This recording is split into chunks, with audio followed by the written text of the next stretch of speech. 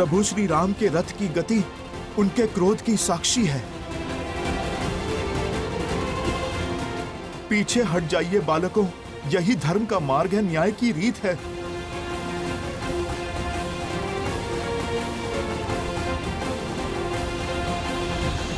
आप रो क्यों रहे हनुमान जी? लव कुश मेरे ही पुत्र, मेरे ही पुत्र। लव और कुश अयोध्यापति श्री राम के पुत्र हैं, किंतु संसार को ये सत्य बताने का समय अभी नहीं आया। अब क्यों चिंता करते हैं? जो भी होगा हम उसका डट कर सामना करेंगे। और इस क्षण की तो कब से प्रतीक्षा थी हमें। अब वो समय आ गया है। ये समय भयभीत होने का नहीं, स्वागत करने का है। हमें तो ज्ञात था नियति एक ना एक दिन मोड़ अवश्य लेगी। आपको आपके किए का भान नहीं है। जो घट रहा है उसकी आपको समझ नहीं है। ये युद्ध नहीं होना चाहिए। मुझे अनुभूति हो रही है प्रभु कितने क्रोधित हैं। धर्म और न्याय के विनाश का सूचक है ये युद्ध।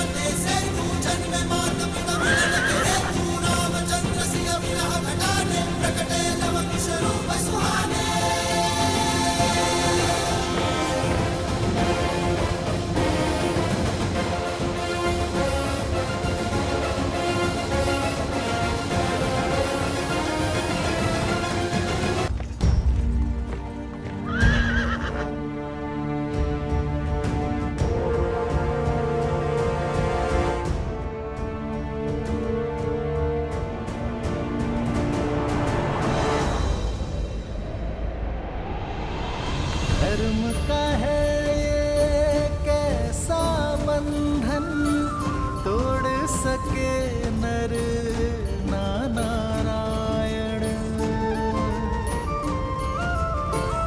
सच और सोच का द्वंद अनोखा, राम विरुद्ध है राम के नंदन।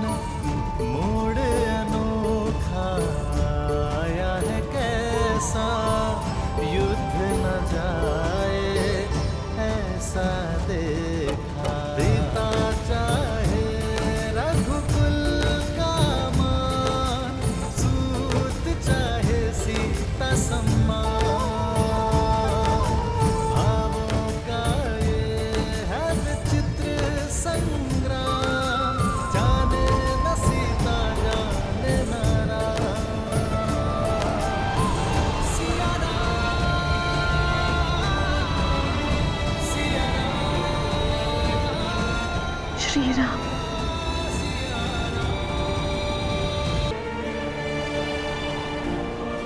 श्री राम।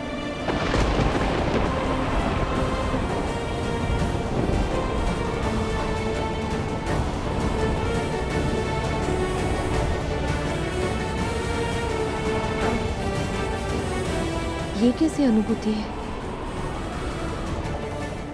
क्यों ऐसा लग रहा है कि आप समीप हैं?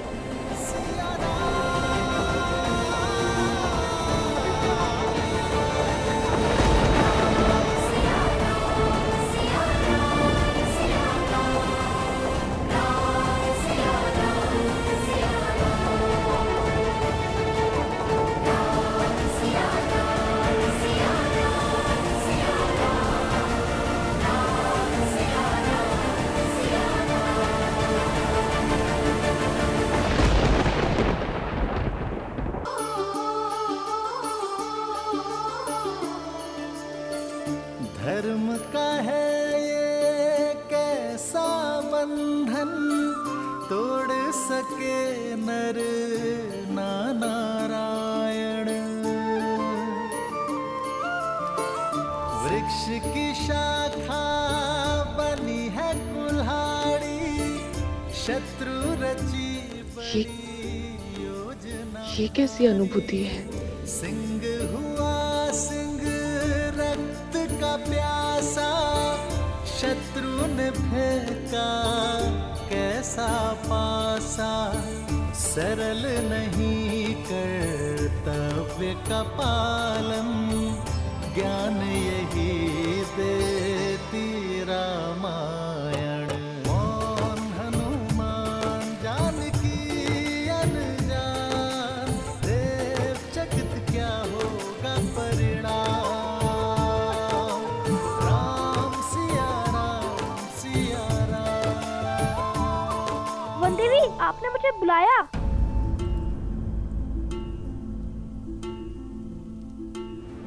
हाँ, बुलाया था। लवकुश कहाँ है? वो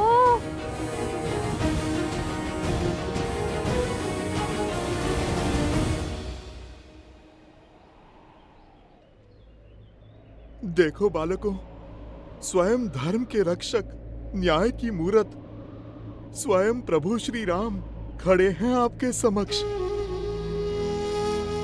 अब आप शस्त्र नहीं शब्द साधो, क्योंकि इस संसार की हर एक समस्या का समाधान प्रभु को अपना सब कुछ समर्पण कर देने में ही है। सब कुछ समर्पण तो माता सीता ने भी किया था। माता सीता को क्या लाभ हुआ?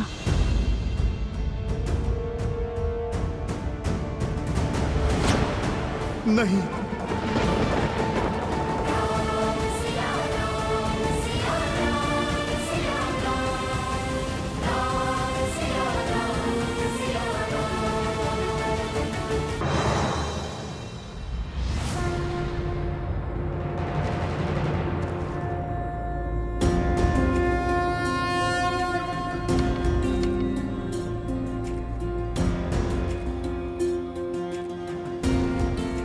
बहुत इच्छा थी तुम दोनों से पुनः भेंट करने की, परंतु इस प्रकार नहीं। मन में कई प्रश्न हैं जिन्हें सर्वप्रथम अयोध्या में धर्म का गान गाते सुना था तो मन में आदर उठा था। राम राज्य की हर कल्पना को साकार करते दिखाई दिए तुम दोनों। जहां गए असहायों की सहायता की, पीड़ितों की पीड़ा हरी, असुरी शक्तियों का विनाश किया। मन आतुरता तुमसे भेंट करने के लिए, तुम्हारे पीठ थपथपाने के लिए, परंतु अचानक धर्म के प्रतीक अश्व को रोककर राज्य के विरुद्ध क्यों खड़े हो गए तुम दोनों? मेरे भाइयों, मेरे साथियों को हानि पहुंचाई, कदाचित तुम दोनों को समझने में मुझसे भूल हो गई है। और अब जब ये युद्ध आवश्यक है तो अपने धनुष को नीचे रख दिया। क्या इसे भी तुम दोनों की कोई चाल समझूं मैं, या फिर ये समझूं कि तुम दोनों ने अपनी पराजय स्वीकार कर ली है और धर्म के आगे नतमस्तक होने के लिए सज्ज हो तुम दोनों? प्रश्न तो हमारे मन में भी है राम जी। जिन्होंने रावण का वध कर संसार को तारा, देवी अहिल्या को मुक्त करके समाज का उद्धार किया, जिसने मर्यादा का पाठ पढ़ा, मर्यादा पुरुषोत्तम बने, श्री राम के आगे शीश झुकाना ही धर्म है, शस्त्र उठाना नहीं। हम जानते हैं हम कदाचित आपसे कभी नहीं जीत पाएंगे। और यही नहीं, जब से सुध संभाली आप ही को ईश्वर समझाए, राम कथा गाते सुनते आए हैं। जन जन तक रामायण की सीख पहुंचाने का प्रयास किया है हमने, क्योंकि रामायण केवल पुरुषोत्तम श्री राम की माँ गाथा ही नहीं, अपितु जीवन जीने का मार्ग है। यदि मन में मेरे प्रति इतनी ही शाश्वत भक्ति है तो फिर मेरा विरोध क्यों किया? क्योंकि प्रश्न न्याय का है। रामायण केवल आपकी गाथा नहीं है महाराज श्री राम, उसमें एक नाम और भी जुड़ा है, जिसके बिना श्री राम भी अधूरे हैं और रामायण भी। और वो नाम है देवी सीता।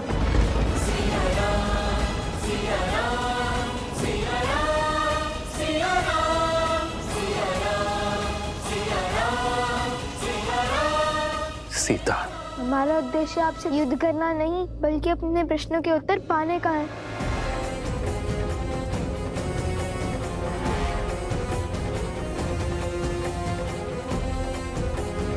कैसा प्रश्न? वो प्रश्न जो हर उस जन के मन में है जिसने रामायण पढ़ी, सुनी या घटित होते हुए देखी। वो प्रश्न जिसका उत्तर ना मिला तो रामायण की कथा को कभी संपूर्ण नहीं होने देगा।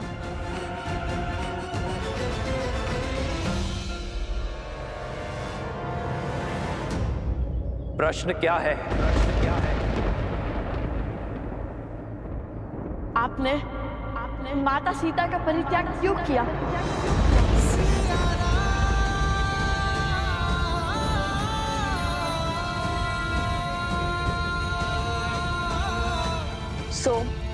कुछ पूछ रही हूँ।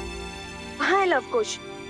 और प्रसूता से तुम्हें लवकुश के साथ आने का संदेश भिजवाया था, तुम यूं अकेले क्यों आ गए? ऐसी कौन सी बात हो गई माता जो हम तीनों को साथ में बुला लिया? मुझे बताइए, मैं आपका संकट हल कर देता हूँ। संकट की बात नहीं, भोजन की बात है। खीर बनाई है, तुम तीनों को भाती है ना? चलो चलकर खा लो। भोजन, और वो भी खीर? अरे भोजन ही तो कारण है हमारे बिच्छू का। मैं तो लवकुश के साथ ही था, पहले इसीलिए आ गया ताकि भर पेट खा सकूं। आप एक कार्य कीजिए माता, आप पहले अपने इस पुत्र को खिला दीजिए। सदा तो तुम उनके साथ भोजन करने की हट करते हो, किंतु आज खीर की लालच में मित्रता भूल गए। भूख तो हर संबंध भुला देती है माता, वैसे भी उन्हें समय लगेगा। समय लगेगा? क्यों? ऐसे कौन से कार्य में व्यस्त है वो दोनों? वो लवकुश, श्री राम। श्री राम? श्री राम कथा, श्री राम कथा माता। रामायण को और विस्तार से समझने का प्रयास कर रहे हैं। रामायण को समझने का प्रयास? किंतु वो दोनों तो रामायण का एक एक शब्द समझते हैं और संसार को भी समझाते हैं। अकस्मात ऐसा क्या हो गया कि उन्हें रामायण को विस्तार में समझने की आवश्यकता पड़ गई? वो क्या है ना माता, श्री राम माता सीता लौटने के बाद जो घटा, उसी को लेकर उनके मन प्रश्नों से भर गए हैं। बस उसी का उत्तर जानने का प्रयास कर रहे हैं। तुम दोनों ने प्रभु के दर्शन किए? माता, श्री राम केवल वीरों के प्रभु हैं, नारियों के नहीं। उत्तर दीजिए श्री राम, जो ग्रंथ है जग में सबसे पावन, जिसने सिखाया जलाना भीतर का रावण, जिसका आधार शुभ कर्म है, जिसने प्रेम दिया ममता और त्याग समर्पण का मर्म है, पर जिसके अंत में प्रश्न बड़ा, जो हमारे मन में शीश ताने खड़ा। जब राज धर्म था सब कुछ ही, फिर क्यों पत्नी व्रत का वचन लिया? क्यों त्याग दिया उसको जिसने बरसों संग वन में गमन किया? जो राम है जग में पतित पावन, केवल सीता माँ के कारण। जो पतित का सीता को त्यागा, तो क्या उस राम में भी बसा है गुण रावण का? कहिए, क्यों छोड़ दिया आपने अपनी पत्नी को? क्या घटा था ऐसा जिसके कारण आपको ये निर्णय लेना पड़ा? ये व्यक्तिगत निर्णय है। तुम्हारे इस प्रश्न का उत्तर देना नहीं देना ये मेरा निर्णय है। उसका निर्णय जिसका फल पूरी स्त्री जाति पर प्रभाव डाल सकता है, वो व्यक्तिगत नहीं होता। आपको उत्तर देना ही होगा।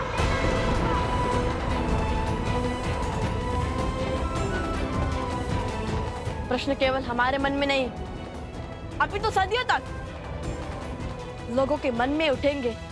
सब इसका उत्तर जानना चाहेंगे। हमारे मन में जो आपकी छवि है, उसे जोड़ने का यही एक अवसर है। प्रभु श्री रामचंद्र के भाल पर ये तिलक नहीं, कलंक समान है। कलंक तो अवश्य रहेगा ये सदियों तक। इसका अर्थ ये नहीं कि आप इसका उत्तर ना दें। राजा पिता होता है प्रजा का, और इनके पुत्र मन में एक प्रश्न लेकर आए हैं, तो क्या पिता अपने पुत्रों के प्रश्नों का समाधान नहीं करेगा? ये निर्णय एक राजा और एक महारानी का था।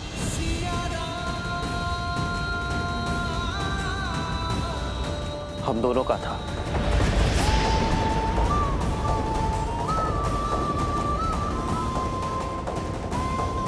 मुझे पूरा विश्वास है कि ये निर्णय केवल श्री राम का नहीं, अपितु सीताराम का है। तुमने अपना धनुष हटाकर, शीश झुकाकर मर्यादा और धर्म के अनुसार यह प्रश्न मुझसे पूछा है, और एक राजा होने के नाते ये मेरा दायित्व है कि मैं तुम्हारे प्रश्नों का उत्तर दूं। तुम दोनों जानना चाहते हो ना कि अयोध्या के भीतर क्या हुआ था, तो सुनो। सतीत्व की दुहाई देने वाली आज मुंह छिपा कर क्यों जा रही है? दशानन जैसा बलि जिसे पाना चाहे उसे छोड़ कैसे सकता है? यदि हमारे रघुवंशी ऐसा समाज बनाना चाहते हैं जहां स्त्रियों की त्रुटियों पर पर्दा डाला जाए, तो ऐसे तो हम दूसरे नगर में पहुंच जाएंगे भाई। मैं मर्यादा पुरुषोत्तम राम नहीं हूं। मैं ऐसी स्त्री को नहीं अपनाऊंगा जो किसी अन्य पुरुष के साथ रहकर आई हो। हम दोनों अपने राज्य का परित्याग कर देंगे तो ना ही कोई प्रश्न उठेंगे और ना ही कोई उत्तर की अपेक्षा करेंगे। हम दोनों नहीं, केवल मैं आ रहा हूं। जिस क्षण महाराजा राम महारानी सीता को त्यागेंगे, उसी क्षण अयोध्या के सब दुख मिट जाएंगे।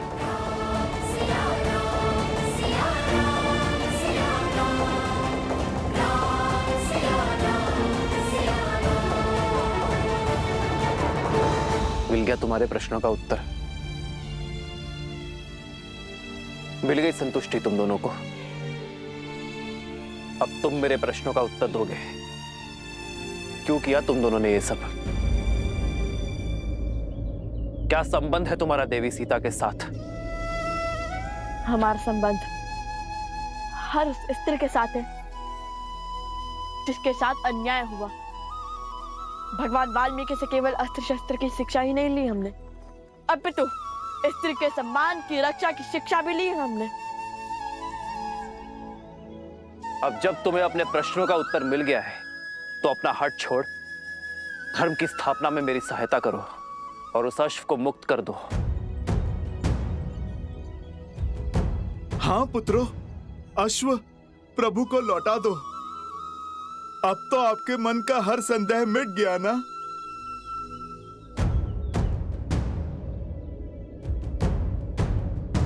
अर्थात जिस अयोध्या की प्रजा के लिए यज्ञ हो रहा है, उसी अयोध्या ने माता सीता पर लांछन लगाकर उन्हें आपसे और आपके परिवार से भिन्न कर दिया। आपसे सुख, संपदा और वैभव सब छीन लिया। जिस स्त्री ने बिना एक प्रश्न किए 14 वर्ष आपके साथ वनवास स्वीकारा, जिसने रावण के पास से निकलते ही अग्नि परीक्षा का दंश भोगा, उस पवित्र देवी सीता पर इतना घोर लांछन लगाने वाली प्रजा को आपने दंड तक नहीं दिया। आपने उन्हें शांत करने के लिए माता सीता से भिन्न होना चुना। प्रजा के मुख में पत्नी का हर समर्पण भूल गया।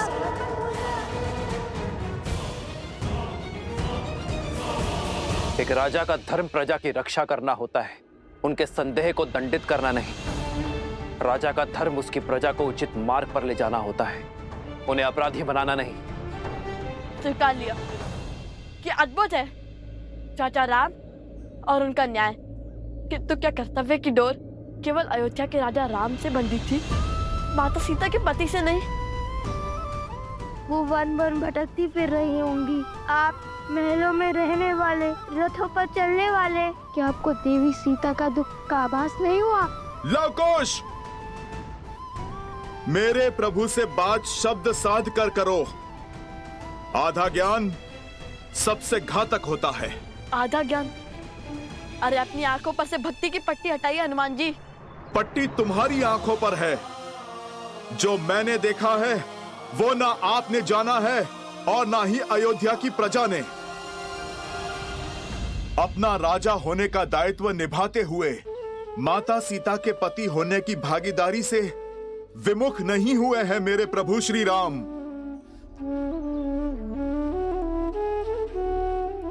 राजवस्त्र और राजदायित्व उतारकर सदा वलकल धारण किया है मेरे प्रभु श्री राम ने। राजभोग को त्याग कर कंद मूल खाए हैं प्रभु ने।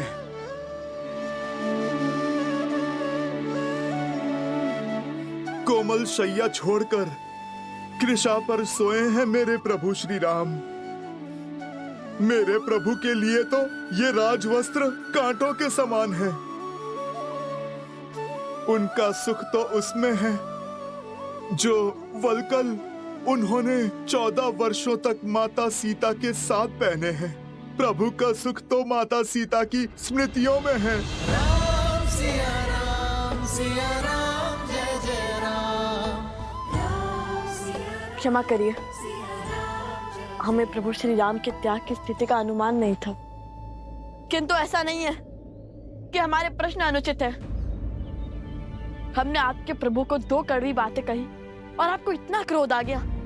सोचिए जब हमें माता सीता के दुख की सूचना मिली होगी तब हमें कितना क्रोध आया होगा। वे वन वन अकेली फिर रही होंगी। अपनों से दूर, अपने श्री राम से भिन्न।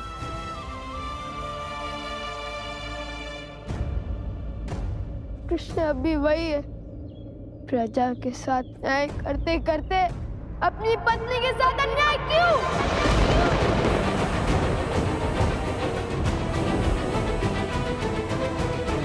आवश्यक था और ये मेरी सीता का निर्णय था और ये अनुग्रह मुझे स्वीकार करना पड़ा अपनी प्रजा के लिए। अद्भुत। तो फिर राजा का पद क्यों नहीं त्याग दिया?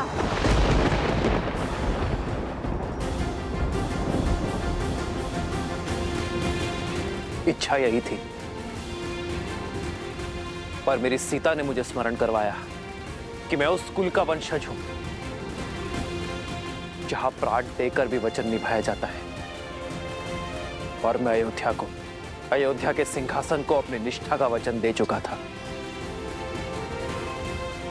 लवकुश, संसार में प्रकाश तब होता है जब सूर्य की किरण उससे दूर जाती है। वर्षा की बूंदें जब मेघ को त्यागती हैं, तभी धरा की प्यास बुझती है। मैं उस वंश से हूं जहां महाराजा हरिश्चंद्र ने अपनी प्रजा और अपने वचन के लिए अपनी पत्नी और पुत्र तक को चांडाल को बेच दिया था। रघुकुल की रीत निभाई, किंतु आधी महाराज। मौन।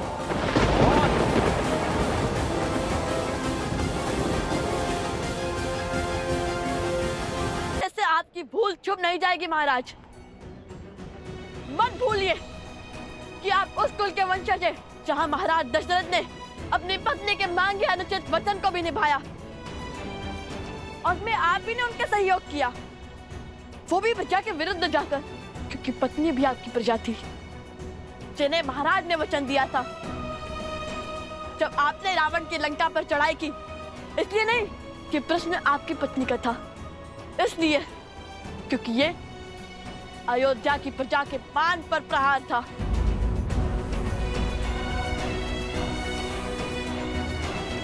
ठीक कहा आपने, सूर्य को किरण से अलग होना पड़ता है प्रकाश के लिए, तो चलता है किंतु उसके अंदर छाव नहीं होती। आप रघुकुल के सूर्य हैं, आप वो दीपक कैसे बन गए जिसके तले अंधकार है?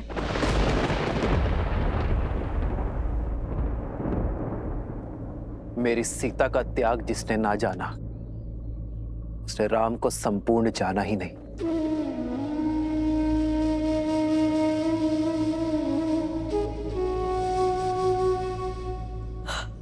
आज नहीं तो कल आपके निर्णय पर प्रश्न उठेंगे जिनके उत्तर के बिना रामायण संपूर्ण नहीं होगी।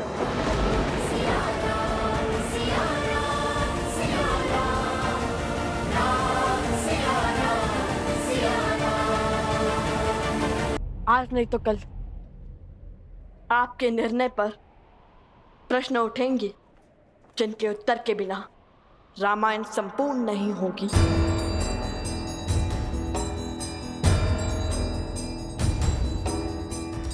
इस प्रश्न का उत्तर सीता के त्याग का केवल यही पीढ़ी नहीं, आने वाली हर पीढ़ी आभार मानेगी। जिस आने वाली पीढ़ी की आप बात करते हैं, वो पीढ़ी माता सीता के मुख से इस त्याग की कहानी को सुनना चाहती है। ढूंढिए माता सीता को, उन्हें स्वीकारिए। माता सीता का स्थान कोई स्वर्ण मूर्ति नहीं ले सकती। सीता यहां नहीं आ सकती। तुम दोनों अब ये वाद विवाद छोड़ दो और अश्व को मुक्त कर दो। उद्दंडता की भी सीमा होती है। उद्दंडता की सीमा तो अयोध्या की प्रजा ने पार की थी। उसने जिसके लिए आपने त्याग किया, जिसके कारण एक निर्दोष नारी को अपना पति, अपना परिवार और घर छोड़कर जाना पड़ा। मौन।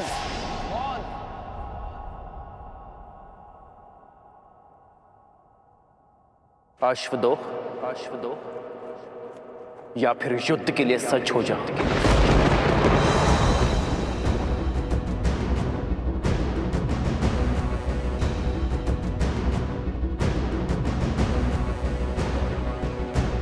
यदि आप माता सीता को खोज कर नहीं लाएंगे, उन्हें पुनः नहीं अपनाएंगे, तो हम भी अश्व नहीं छोड़ेंगे।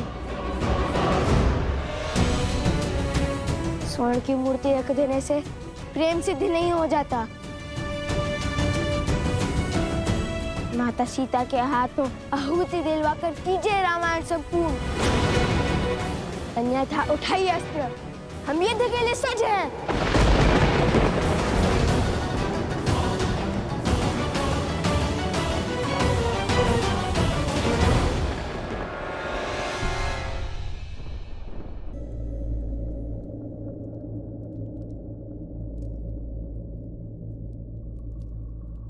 लवकुश अब तक नहीं आए। ऐसा क्या खोज रहे हैं रामायण में? सोम, तुम भोजन करो, मैं उन्हें लेकर आती हूँ। नहीं माता, आप। मैं शीघ्र ही लौट आऊंगी। तब तक तुम भोजन का आनंद लो। और हाँ, भोजन समाप्त किए बिना उठना नहीं। तब तक मैं उन दोनों की सुध लेकर आती हूँ। ये किस संकट में फंस गया? लवकुश तो आश्रम में है ही नहीं और भोजन समाप्त किए बिना उठ नहीं सकता। कहिए श्री राम, खोजेंगे हमारे साथ माता सीता को, रखेंगे स्वर्ण प्रतिमा के स्थान पर स्वयं माता सीता को।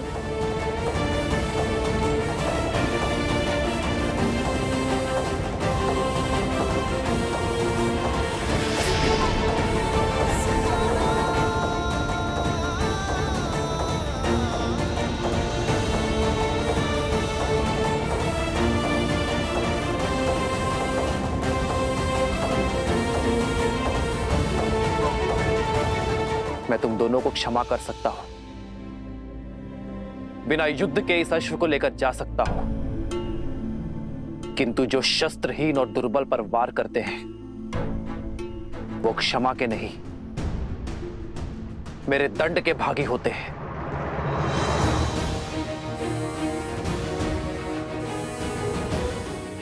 क्या?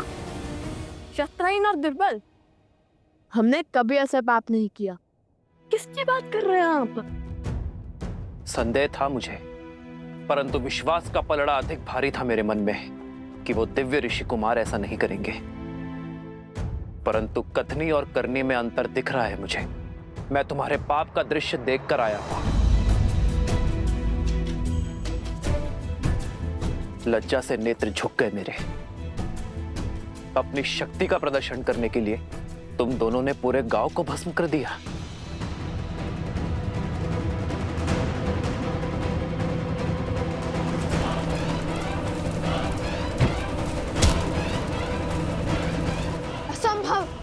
हमने ऐसा कुछ नहीं किया। झूठा दोष मढ़ रहे हैं आप हम पर। धर्म के पथ पर चलने वाले लवकुश को अधर्म के संस्कार नहीं दिए वन देवी ने। प्रभु, मुझे भी इन पर पूरा विश्वास है। ये दोनों ऐसा घोर अपराध नहीं कर सकते। इनके चरित्र और संस्कार ऐसे नहीं है प्रभु।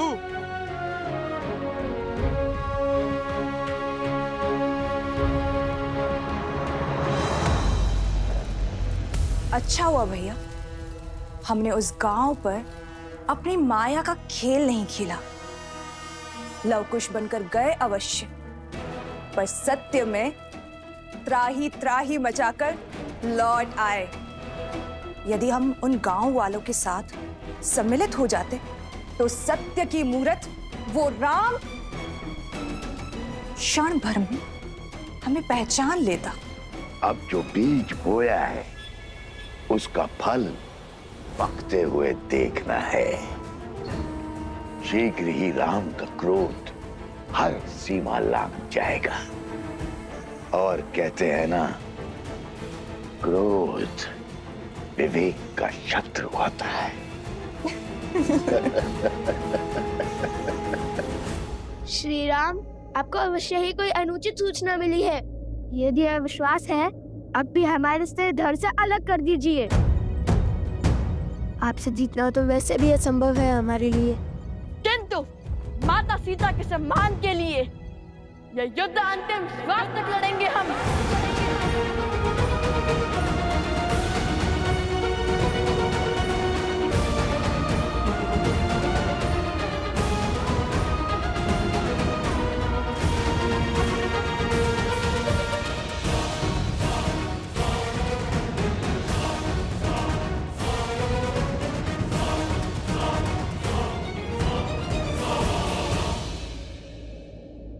युद्ध आरंभ होने से पूर्व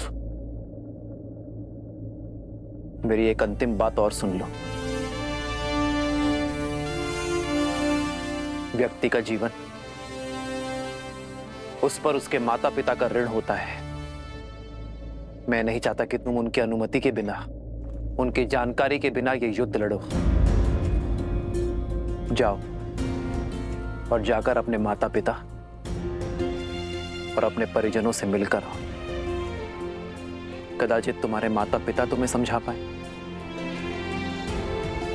तुम दोनों को अपनी भूल का आभास करवा पाए। कौन है तुम्हारे पिता?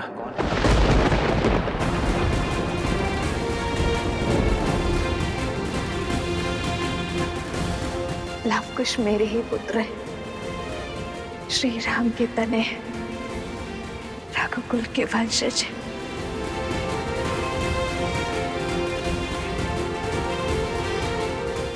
क्या योद्धा के लिए उसके कुल का नाम होना आवश्यक है?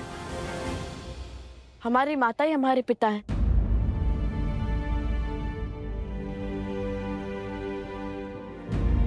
उन्होंने कभी हमें पिता की कमी आभास होने नहीं दी।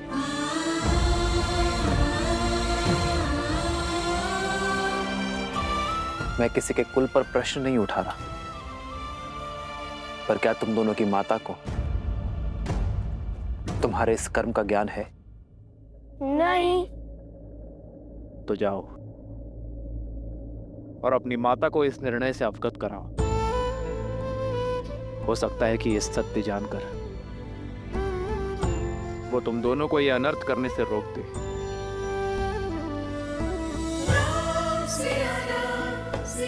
जाओ बालकों।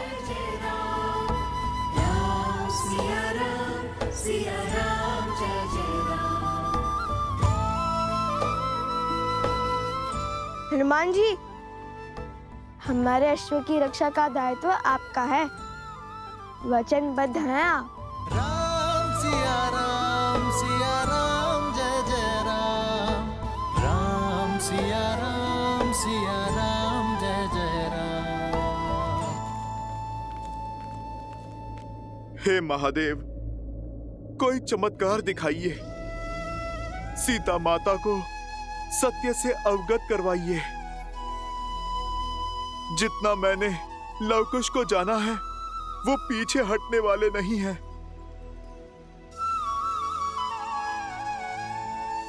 महादेव, अब तो आपके ही अंश श्री राम भक्त हनुमान ने गुहार लगाई है। आप तो नियति का खेल बदल सकते हैं ना। सीता को सत्य का ज्ञात कराइए, अन्यथा एक पिता अपने पुत्रों के अंत का कारण बन जाएगा। ये तो आप भी जानते हैं ना कि लव और कुश श्री राम से नहीं जीत पाएंगे।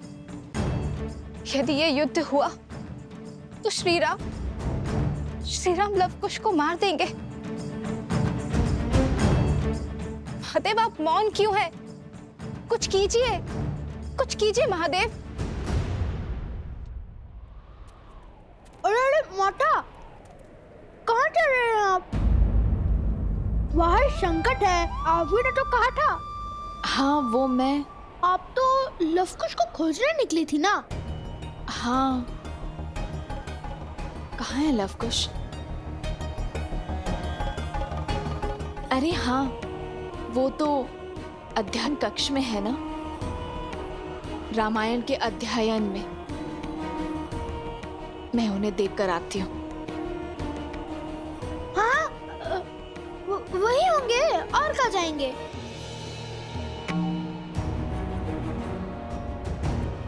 कह तो दिया, किंतु वो अध्ययन कक्ष में आएंगे कैसे? आज हर भेद खुल जाएगा।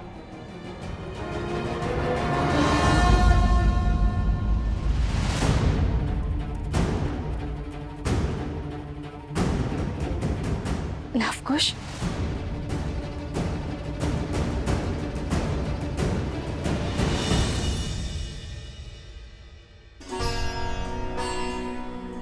मारे गए।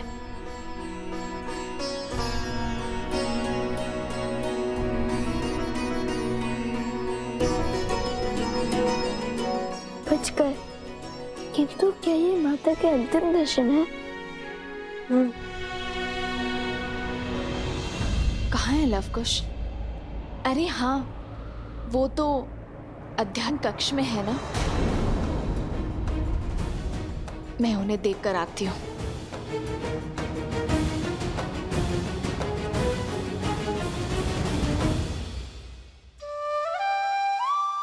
बाल बाल बचा, भी इसी क्षण निकल जाता हूँ, अन्यथा ये सियाराम के लाल मुझे पुनः फंसा देंगे। क्या बात है, आज इस समय रामायण अध्ययन का विचार कैसे आया? रामायण रामायण तो एक भाव है माता, कभी भी खर कर जाता है। मन में जो प्रश्न व्याकुल किए हुए थे, उन्हें का उत्तर ढूंढ रहे थे। कैसा प्रश्न? जिस निर्णय ने मर्यादा पुरुषोत्तम प्रभु श्री राम पर लांछन लगाया, उन्हें कलंक का भागी बनाया, राम सिया को भिन्न किया, और आप इतने विश्वास के साथ कैसे कह सकती है माता कि इस निर्णय में माता सीता की भी सहमति थी? यह निर्णय माता सीता का ही था। राम सीता का त्याग नहीं कर सकता। किंतु राम सीता का त्याग नहीं कर रहा है। महाराजा राम महारानी का त्याग करना होगा। हम दोनों अपने राज्य का परित्याग कर देंगे तो ना ही कोई प्रश्न उठेंगे और ना ही कोई उत्तर की अपेक्षा करेंगे। हम दोनों नहीं, केवल मैं आ रहा हूं, जिसने रामायण को ध्यान से पढ़ा है, उसके हर एक शब्द को समझा है, उसे इतना भान तो होना ही चाहिए। रामायण जैसे महाकाव्य को पढ़कर भी जो श्री राम और सीता को ना समझ पाया, तो वो तो अभागा हुआ ना। जो श्री राम पर संदेह करते हैं, वो ये भूल जाते हैं कि श्री राम ने जो भी किया वो अपने दायित्व के निर्वहन के लिए किया, एक राजा होने का कर्तव्य निभाने के लिए किया। सिया राम एक दूसरे से दूर हुए तो समाज के कल्याण के लिए, जैसे जब पहली बार उन दोनों का साथ छूटा, तब संसार ने रावण जैसे पापी दुष्ट से मुक्ति पाई। और यदि इस बार उन दोनों ने अलग होने का निर्णय लिया है तो इस धरती से रावण रूपी सोच का अंत करने के लिए लिया है। इस संसार में स्त्रियों और पुरुषों का स्थान एक समान करने के लिए किया है। अलग हुए नारियों को समान अधिकार दिलाने के लिए। जो रामायण की पवित्रता पर संदेह करते हैं वो अभागे हैं, अबोध है। उन्हें श्री राम के संपूर्ण अयान को समझने की आवश्यकता है, जो समय आने पर स्वयं ज्ञात हो ही जाएगा। कदाचित आप उचित कह रही हैं माता। तो क्या आपके कथन का अर्थ है कि माता सीता और प्रभु श्री राम अब कभी नहीं मिलेंगे?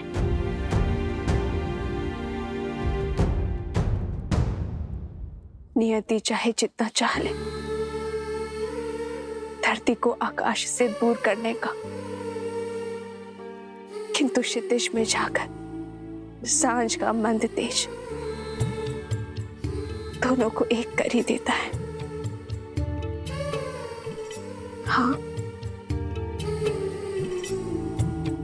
मैं ये नहीं जानती कि सिया राम के जीवन में वो सांझ कब आएगी? माता, वो समय हम लाएंगे जब प्रभु श्री राम और माता सीता फिर से एक होंगे। क्षितिज, हम करेंगे रामायण संपूर्ण।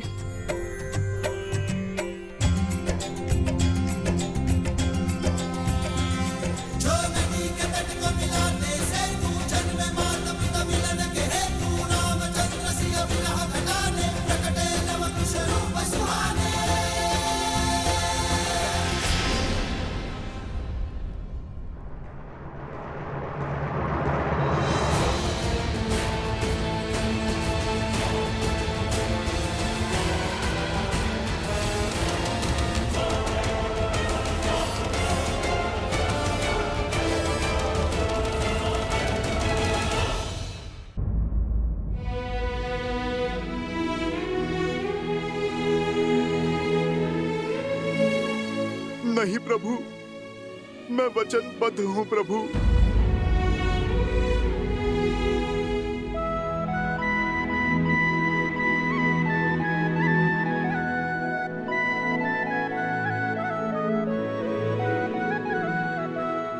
मैं तुम्हें वचन तोड़ने के लिए बाध्य नहीं करूंगा हनुमान। लगता है एक राम भक्त को दूसरे राम भक्त से अधिक मोह हो गया है, या कदाचित भक्त के मन में भी विद्रोह ने जन्म ले लिया। क्षमा कर दीजिए भगवान वाल्मीकि, अब मुझे आपका वचन तोड़ना होगा। मुझे हर पाप का दंश स्वीकार है, किंतु पिता के हाथों पुत्र की मृत्यु होते देखने का महापाप नहीं। प्रभु, वो लवकुश साधारण ऋषि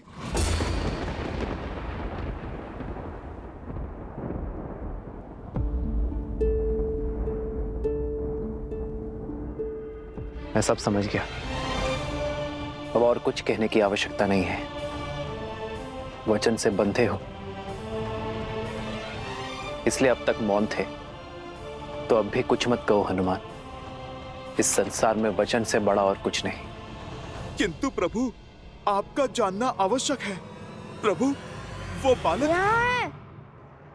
हम लौट आए।